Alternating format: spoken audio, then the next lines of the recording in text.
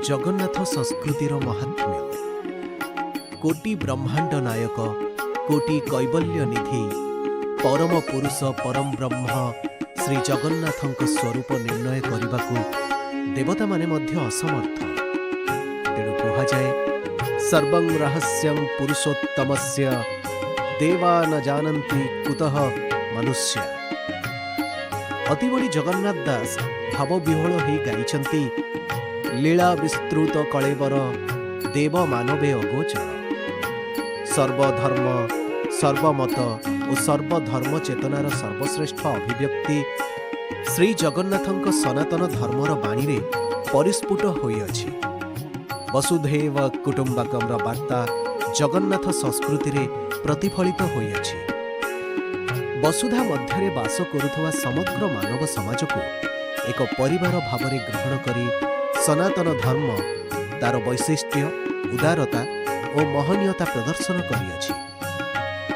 जगन्नाथ संस्कृति रे संकीर्णतार सामान्य स्पर्श परिदृष्ट हुए नहीं। सेथिपई केवल भारत हुए समग्र विश्व रे ए संस्कृतिर विजय वैजयंती फरफर होई उड़ुअछि। विश्वर कोण अनुकोण रे जगन्नाथ मंदिर प्रतिष्ठा होइअछि और पूजार्चना नियमानुसार करा जाउछि। जगन्नाथ चेतना धर्म और संस्कृतिर प्रचार प्रसार पृथ्वी रे द्रुत गति रे आगे चली। श्रद्धालु माने विश्वर विभिन्न स्थान रे विश्वविख्यात रथयात्रा को महासमारोह रे पालन करुछन्ति। जगन्नाथ दर्शन तत्व अनंत और विशाल, एहाको हृदयंगम करने कष्टसाध्य। तांकर लीला स्वरूप उपासना अर्चना को जेते मंथन कले तार आदि अंत मिलेना। श्री शंकराचार्यଙ୍କ मतरे श्री जगन्नाथ हेउचन्ति परम विष्णु। तस्य लोको प्रधानस्य जगन्नाथस्य भूपते विष्णुर्नाम सहस्रं मे शृणु पाप भयापहम्। आचार्य रामानुजଙ୍କ मतरे श्री जगन्नाथ हेउचन्ति परम पुरुष नारायण, भक्ति दर्शनर भक्ति ज्ञानर मूलधार। नीलाचल निवासाय नित्याय परमात्मने बलभद्र सुभद्राभ्यां जगन्नाथाय ते नमः। श्रीरामଙ୍କ परम भक्त तुलसीदास श्री जगन्नाथଙ୍କ मध्यरे प्रभु श्री रामचंद्र को दर्शन करिछन्ति। जोई राम सोई जगदीशा। पतित पावन भक्त वत्सल श्री जगन्नाथ हेउचन्ति प्राग वैदिक देवता। विभिन्न धर्म दर्शन और चेतनार समन्वय महाप्रभुंकटारे प्रकटित होइछि। गणपत्य मानंकर से गणपति, जैन मानंकर महाजीन, बौद्ध मानंकर महाबुद्ध, गौड़ीय मानंकर से भगवान वृंदावन चंद्र। राम भक्त माने तांको भितरे मर्यादा पुरुष श्री रामचंद्र को संदर्शन करती। शैव मानंकर से शिव, तांत्रिक मानंक पई दक्षिण कालिका, सौर मानंक आखिरे से आदित्य नारायण। श्रीमद् भागवत गीतार श्री जगन्नाथ हेउचन्ति पुरुषोत्तम। सर्वजन संप्रदाय मध्यरे सबु समय रे जगन्नाथ दर्शन आदृति होइछि। एहा सार्वजनीन और सर्वकालीन। श्री जगन्नाथ बेश और बास प्रिय।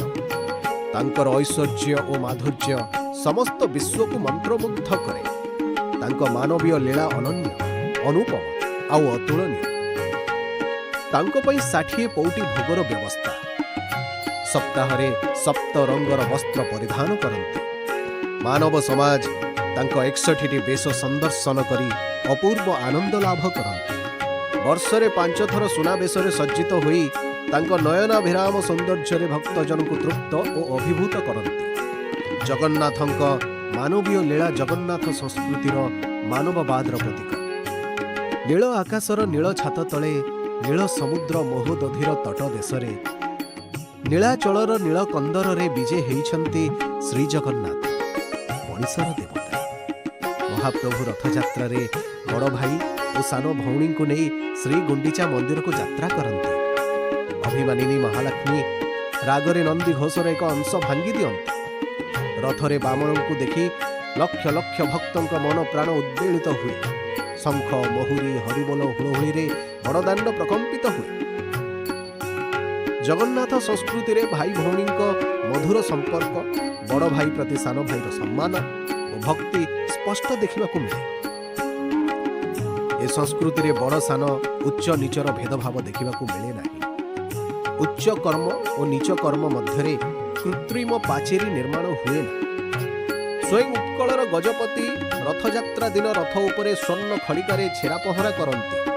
जगन्नाथ संस्कृति रे छुआ अछुआ धर्म अधर्म जाति अजाति मध्य भेदभाव न थाए। विधर्मी माने जगन्नाथ मंदिर उपरे बारंबार आक्रमण करथिले। सेथिपई अणहिंदुंक मंदिर प्रवेश को निषेध करा जायछि बोली कहा जाए। श्रिया चंडालुणीर प्रेम और भक्ति रे मुग्ध होई मां महालक्ष्मी ता घरे विजय हुआ। नारी स्वाधीनता नारीर मर्यादा बोध और अस्पृश्यता निवारणर आह्वान लक्ष्मी पुराण रे मध्य प्रतिध्वनित हुए। आ चंडाल ब्राह्मण परस्पर ठारू महाप्रसाद नहीं सेवन करिवार विधि और परंपरा जगन्नाथ संस्कृतिर अविच्छेद्य अंग। श्रीक्षेत्र सर्वधर्म समन्वयर पीठस्थली भावरे समग्र विश्व रे सुपरिचित। जगन्नाथ संस्कृति रे आर्य द्राविड़ और शबर संस्कृतिर महामिलन देखा मिले। श्रीक्षेत्र श्रीमंदिर रे अधिष्ठित चतुर्धा मूर्ति देखिबापाई भक्त मनरे सृष्टि हुए अभूतपूर्व आग्रह अपूर्व उन्मादना। चंदनपुर रे पहुंची गले तनुरे खेली जाए सिंहरण मन हुए आनंदरे उद्वेलित। बाट मंगला श्रीक्षेत्र प्रवेश पूर्वरु समस्त अमंगल दूर करने निमंते समस्ते बाटरे बाटमंगलांकु दर्शन करती और पूजा करती। बाटमंगलांक सिंदूर चर्चित मुखमंडल मंदिर रे मंदारर माळ अगणित दीपाळीर आलोक हृदय सृष्टि करे भावावेग। श्रीक्षेत्रु फेरिला बेले मध्य श्रद्धालु माने बाटमंगलांकु दर्शन करती। 18 नला पुरी सहरर सीमारे दृष्टि आकर्षण करे 18 नला पोल। 990 ख्रीष्टाब्दरु 995 ख्रीष्टाब्द मध्य फूलहलिया नदी उपरे एक पोलो निर्मित होता। महाराजा मत्स्य केसरी यहाकू निर्माण करथिले। पोलोरे 18टी नलार अवस्थिति पई ए पोलो भक्त और दर्शकों मनरे आग्रह सृष्टि करे। भयंकर बन्यारे ए पोलोटी भुसुड़ी पड़िथिला। मरहट्टा माने एहार पुनर्निर्माण कार्य आरंभ करथिले। मरहट्टा मानंकु इंग्रेज माने विताड़ित करथिले और 18 नला पोलो निर्माणर कार्य संपूर्ण करथिले। यह एक प्राचीन पोलो और कीर्ति। एही सेतुर दैर्घ्य प्राय 200 फुट केतेक 290 फुट बोली कहिथाନ୍ତି। श्रीक्षेत्रर मुख्य प्रवेश पथकू 18 नला घाट कुहाଯାଏ। जो नदी बा नाଳ उपरे 18 नला विद्यमान ताकू केही केही गंगुआ माटिया मधुपुर बोली कहिथाନ୍ତି। केतेकଙ୍କ मतरे वीर नरसिंह देव 1307 ख्रीष्टाब्द बेलकू 18 नला सेतु निर्माण करथिले। शरधाबाली श्रीक्षेत्र मध्य प्रवेश कला परे शरधाबाली को स्पर्श कले भक्तर प्राण शिहरित हुए। समग्र बड़दाण्ड एक प्रशस्त बालीर दाण्ड। एहार गोटिए मुंडरे श्रीमंदिर और आर मुंडरे श्रीगुंडीचा मंदिर। रथ गुड़िकर दक्षिणी मोड़ हेबा पई अधिक जगह आवश्यक। तेणु गुंडीचा घर ठारे बड़दाण्डर एही अंश सिंहद्वार अंचल अपेक्षा अधिक प्रशस्त। बड़शंख ठारू गुंडीचा घर पर्यंत अंचल लोकमुखरे शरधाबाली। आनंद बजार भली शरधाबाली एक अपूर्व शब्द भक्तर मनरे सृष्टि करे भावावेग। से सांसारिक प्राप्ति और परिव्याप्ति को महत्व दिए। भक्त कहे जगन्नाथ हो किछि मागु नाही तते धन मागु नाही जन मागु नाही मागुची शरधाबाली हाते। पुरातन काल रे एठारे मालिनी नदी प्रवाहित होइथिला। एहाकू बाली रे पोती गुंडीचा मंदिर को श्रीमंदिर सहित एक सीधा रास्ता द्वारा संयोग करागला। सही स्थान को शरधाबाली बोली कहुए। किंवदंती अनुसार त्रयोदश शताब्दी रे भानुदेव पुरीर गजपति भाव में राजत्व करुथिले। तांको महाराणी नाम थिला श्रद्धा देवी। सेतेबेले मालिनी नदी द्वारा बड़दाण्ड दुई भाग में विभक्त होइतिला। इंद्रद्युम्न राजा प्रथमे समुद्ररू दारू संग्रह करथिले। गुंडीचा मंदिर रे चतुर्धा मूर्तिंकर निर्माण करथिले। राजा प्रथमे 3टी रथ निर्माण करी ठाकुर मानकु नै मालिनी नदी कूलकु नेले। बड़ डंगा द्वारा जीव मानकु पार कराई श्रीमंदिर पार्श्वकु नेथिले। नदी कूलरू आउ 3टी रथ निर्माण कराई जीव मानकु श्रीमंदिर को नै प्रतिष्ठा करथिले। रथयात्रा समय बाली माटी रे रथ टाणिबा कष्टसाध्य थिला। 6ଟି ରଥ ନିର୍ମାଣ କରିବାକୁ ବହୁତ ସମୟ ଲାଗୁଥିଲା। ଏଥିପାଇଁ ନବଦିନାତ୍ମକ ଯାତ୍ରା ଗୋଟିଏ ମାସରୁ ଉର୍ଦ୍ଧ୍ୱ ସମୟ ଲାଗୁଥିଲା। ଗଜପତି ଭାନୁଦେବଙ୍କ ମହାରାଣୀ ଶ୍ରଦ୍ଧା ଦେବୀ ପରାମର୍ଶ ଦେଲେ ଯେ ମାଳିନୀ ନଦୀକୁ ପୋତି ଦେଲେ 3ଟି ରଥ ସିଧା ଗୁଣ୍ଡିଚା ମନ୍ଦିରକୁ ଯାଇପାରନ୍ତି। ରାଣୀଙ୍କ କଥା ଅନୁସାରେ ଗଜପତି ଭାନୁଦେବ ବାଲି ପକାଇ ନଦୀକୁ ପୋତିଦେଲେ। ତାପରେ 3ଟି ରଥରେ ଘୋଷଯାତ୍ରା ଅନୁଷ୍ଠିତ ହେବାକୁ ଲାଗିଲା। ମହାରାଣୀ ଶ୍ରଦ୍ଧାଙ୍କ ନାମ ଯୋଡ଼ାଯାଇ ସେହି ସ୍ଥାନର ନାମ ରଖାଗଲା ଶ୍ରଦ୍ଧାବାଲି। କାଳକ୍ରମେ ଏହା ଶରଧାବାଲି ନାମରେ ପରିଚିତ ହେଲା। ଶରଧାବାଲି ପ୍ରଭୁଙ୍କ ପଦରଜ ବୋଲି ଭକ୍ତମାନଙ୍କର ବିଶ୍ୱାସ। ବଡ଼ଦାଣ୍ଡରେ ପହଞ୍ଚିବା ମାତ୍ରେ ଦାରୁବ୍ରହ୍ମ ଚତୁର୍ଦ୍ଧାମୂର୍ତ୍ତି ଗଣଦେବତା ହେଇଯାଆନ୍ତି।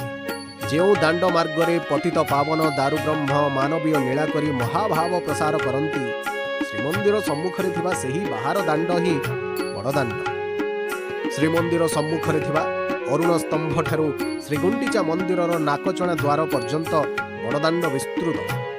ଭାନୁଦେବ ତୃତୀୟ ଶ୍ରୀ ଜଗନ୍ନାଥଙ୍କୁ ଶ୍ରୀ ରାଜାଧିରାଜ ରୂପେ ବର୍ଣ୍ଣନା କରି ଶ୍ରୀପଥକୁ ବଡ଼ଦାଣ୍ଡ ରୂପେ ଘୋଷଣା କଲେ। ଏଠାରେ ସେବକ ସାମନ୍ତ, ରାଜା ପ୍ରଜା, ଧନୀ ଦରିଦ୍ର, ସ୍ୱଦେଶୀ ବିଦେଶୀ, ବ୍ରାହ୍ମଣ ଅବ୍ରାହ୍ମଣ, ଆର୍ଯ୍ୟ ଅନାର୍ଯ୍ୟ ସମସ୍ତେ ସମାନ। ମହାପ୍ରଭୁ ବଡ଼ଦାଣ୍ଡରେ ଭାବଗ୍ରାହୀ ଠାକୁର। ବଡ଼ଦାଣ୍ଡ ମୋକ୍ଷଦାୟକ ବାମନଙ୍କୁ ନିଜ ବକ୍ଷରେ ବହନ କରି ଦୟା, କ୍ଷମା, କରୁଣା ବିତରଣ କରିଛି। ଦୈର୍ଘ୍ୟ ଓ ପ୍ରସ୍ଥ ଦିଗରୁ ଏହା ବୃହତ୍ ଦାଣ୍ଡ ବା ବଡ଼ଦାଣ୍ଡ। ଗୁଣାତ୍ମକ ଦୃଷ୍ଟିରୁ ବଡ଼ଦାଣ୍ଡ ହେଉଛି ଶ୍ରେଷ୍ଠ ଦାଣ୍ଡ ବା ଶ୍ରେୟ ଦାଣ୍ଡ। ସଂକ୍ଷେପରେ ଶ୍ରୀକ୍ଷେତ୍ର ପୁରସ୍ତମର ବଡ଼ଦାଣ୍ଡ ହେଉଛି କାଳିଆ ଠାକୁରଙ୍କ ରଥଦାଣ୍ଡ, ଓଡ଼ିଆର ଆତ୍ମଭିମାନର ମୁକ୍ତଦାଣ୍ଡ ଓ ବିଶ୍ୱ ଭାବୁକମାନଙ୍କ ପାଇଁ ଐଶ୍ୱର୍ଯ୍ୟଦର୍ଶୀ ଭାବଦାଣ୍ଡ। ଶଙ୍ଖକ୍ଷେତ୍ର। ଶ୍ରୀକ୍ଷେତ୍ର ହେଉଛି 5 କ୍ରୋଶ ଆୟତନ ବିଶିଷ୍ଟ ପବିତ୍ର କ୍ଷେତ୍ର। ଏହି କ୍ଷେତ୍ର ଶଙ୍ଖର ଆକାର ହେଇଥିବାରୁ ଏହା ଶଙ୍ଖକ୍ଷେତ୍ର ଭାବେ ସର୍ବଜନ ବିଦିତ। ଅରୁଣ ସ୍ତମ୍ଭ। ଶଙ୍ଖକ୍ଷେତ୍ରରେ ଅବସ୍ଥିତ ବଡ଼ଦାଣ୍ଡ ଦେଇ ଜନସାଧାରଣ ଶ୍ରୀମନ୍ଦିର ସମ୍ମୁଖରେ ଉପନୀତ ହୁଅନ୍ତି। ସେଠାରେ ଅରୁଣ ସ୍ତମ୍ଭର ଦୀର୍ଘତା ଓ ବିଶାଳତା ସେମାନଙ୍କ ଦୃଷ୍ଟି ଆକର୍ଷଣ କରେ। ଏହି ସ୍ତମ୍ଭ କୋଣାର୍କର ସୂର୍ଯ୍ୟ ମନ୍ଦିରରେ ଅବସ୍ଥାପିତ ହୋଇଥିଲା। ମରହଟ୍ଟାମାନେ ଏହାକୁ ଅଷ୍ଟାଦଶ ଶତାବ୍ଦୀରେ ସୂର୍ଯ୍ୟ ମନ୍ଦିରରୁ ଆଣି ସିଂହଦ୍ୱାର ସମ୍ମୁଖରେ ସ୍ଥାପନ କଲେ। 33 ଫୁଟ 8 ଇଞ୍ଚ ହେଉଛି ଏହି ବିଶାଳ ପ୍ରସ୍ତରର ଉଚ୍ଚତା। 6 ଫୁଟ 3.5 ଇଞ୍ଚର ଗୋଲେଇରେ ଅରୁଣ ସ୍ତମ୍ଭ ନିର୍ମିତ ହୋଇଛି। ସ୍ତମ୍ଭର ବ୍ୟାସ 2 ଫୁଟ। ଏହାର ଗୋଲେଇରେ 12ଟି କରମଙ୍ଗିଆ ହୋଇଥିବାରୁ ଏହାର ସୌନ୍ଦର୍ଯ୍ୟ ଦ୍ୱିଗୁଣିତ ହୁଏ। ଗରୁଡ଼ଙ୍କ କନିଷ୍ଠ ଭ୍ରାତା ଅରୁଣ ଏହି ସ୍ତମ୍ଭର ଅଗ୍ରଭାଗରେ ବିଦ୍ୟମାନ। ଅଦ୍ୟାବଧି ଏହି ସ୍ତମ୍ଭରେ ଶିଉଳି ନ ଲାଗିଥିବାରୁ ସମସ୍ତେ ବିସ୍ମିତ ହୁଅନ୍ତି। ଶଙ୍ଖକ୍ଷେତ୍ରର ମଧ୍ୟବର୍ତ୍ତୀ ସ୍ଥାନରେ ଅରୁଣ ସ୍ତମ୍ଭ ସଗୌରବେ ଦଣ୍ଡାୟମାନ। ଏହା 16 କୋଣି ବିଶିଷ୍ଟ ସ୍ତମ୍ଭ। ରତ୍ନ ସିଂହାସନ, ଗରୁଡ଼ ସ୍ତମ୍ଭ, ଅରୁଣ ସ୍ତମ୍ଭ ଓ ସ୍ନାନ ମଣ୍ଡପ ଶୀର୍ଷର ସମାନ ଉଚ୍ଚତା ଅର୍ଥାତ୍ ବଡ଼ଦାଣ୍ଡର ପତନଠାରୁ 34 ଫୁଟ ଉଚ୍ଚରେ ଅବସ୍ଥିତ।